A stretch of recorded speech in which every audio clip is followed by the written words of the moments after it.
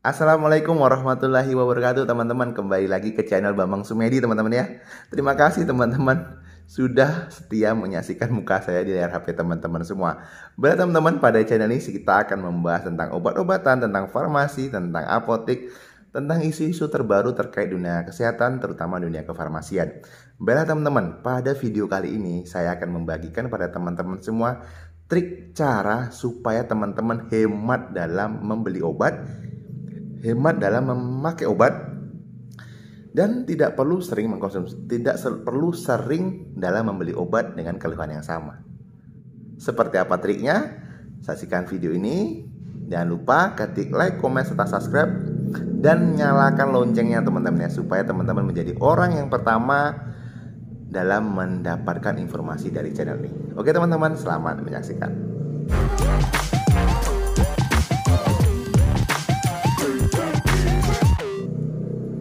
Baik teman-teman, tentunya pada pembukaan tadi, pada intro tadi sudah saya jelaskan, saya akan membagikan pada teman-teman semua trik cara mengkonsumsi obat supaya teman-teman ini lebih hemat dalam kos dalam pengeluaran atau belanja obat. Ya sebenarnya ini merugikan saya sih.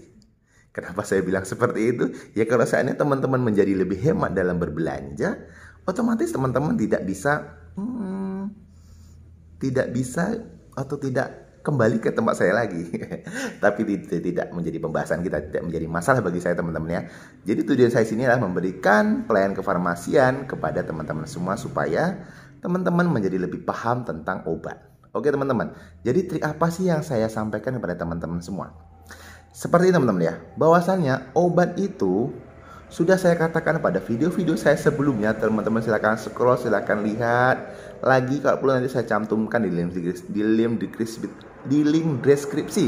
Jadi belepot teman-teman ya, di link deskripsi teman-teman ya, bahwasannya kita itu sakit tidak harus terus-terus minum obat teman-teman ya. Karena walaupun saya sendiri sebagai penjual obat, saya tidak menyarankan teman-teman terlalu sering dalam mengkonsumsi obat, kecuali dikatakan riwayat-riwayat penyakit tertentu yang harus mengkonsumsi obat secara rutin. Oke teman-teman, kita balik lagi ke triknya. Banyak kali ya intronya. Kita langsung aja ke triknya. Jadi gini teman-teman, ada obat-obat tertentu yang sebenarnya bisa dipakai secara bersamaan dengan orang lain atau keluarga kita atau teman kita, yang bisa kita pakai bersama. Contohnya apa teman-teman? Pertama, contohnya vitamin. Yang kedua, contohnya apa? Penghilang nyeri. Contohnya apa lagi teman-teman ya? Vitamin, penghilang nyeri, obat salep bisa, obat luar, obat kulit, salep bisa. Jadi triknya seperti apa? Saya akan mengambil contoh di sini tentang obat penghilang nyeri, karena di sini paling banyak konsumsi penghilang nyeri atau penurun panas. Kita ambil contoh ibuprofen ataupun parastamol, karena instruksi dari ibuprofen ataupun parastamol itu hanya dikonsumsi bila ada gejala. Bila kan ibuprofen atau parastamol itu sendiri memiliki dua fungsi teman-teman ya. Ibuprofen dan parastamol bisa menurunkan panas dan juga sebagai penghilang nyeri. Jadi teman-teman kalau saya demam bisa mengkonsumsi parastamol, ataupun ada nyeri, baik nyeri gigi atau nyeri yang lain, bisa mengkonsumsi ibuprofen ataupun parastamol. Triknya seperti apa? Ya, obat parastamol dan ibuprofen ini hanya dikonsumsi bila adanya nyeri. Maka di resep itu dituliskan oleh dokter pengeresep obat itu SPRN. SPRN itu apa? Dipakai bila perlu. Hanya dipakai bila perlu teman-teman. Bila terasa sakit di sini. Bila terasa sakit baru kita mengkonsumsi obat tersebut. Jadi gimana triknya sih? Oke, triknya seperti ini. Bila teman-teman suami dikasih ke apotek ataupun teman-teman mendapatkan resep tersebut, teman-teman sewaktu mendapatkan pulang atau teman-teman sewaktu mengkonsumsi, saya sarankan teman-teman membalik kemasan. Ada cecak teman-teman ya. Membalik kemasan dan melihat tanggal expired obat tersebut kapan. Saya ada sampel seperti ini teman-teman. Ini sampel. Ini teman-teman bisa lihat di sini. Ini ada tanggal expired, head dan lain sebagainya.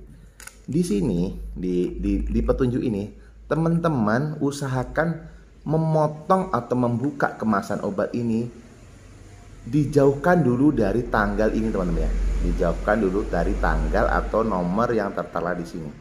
Mungkin bisa teman-teman mulai dari atas ini dulu. Teman-teman mulai dari atas ini dulu. Kenapa tujuannya? Karena supaya tanggal atau peleberan kadaluarsa di sini tidak terhapus atau tidak hilang.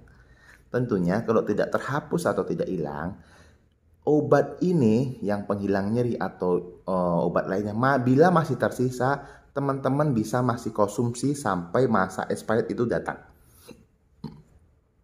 Oke teman-teman ya. Obat ini selagi tidak terbuka, tidak terkontaminasi, disimpan di tempat yang baik untuk sedia tablet ini, walaupun masih bersisa setelah teman-teman mengkonsumsi obat itu pada suatu siklus tertentu, teman-teman masih bisa menggunakan ini. Tidak perlu membeli obat lagi.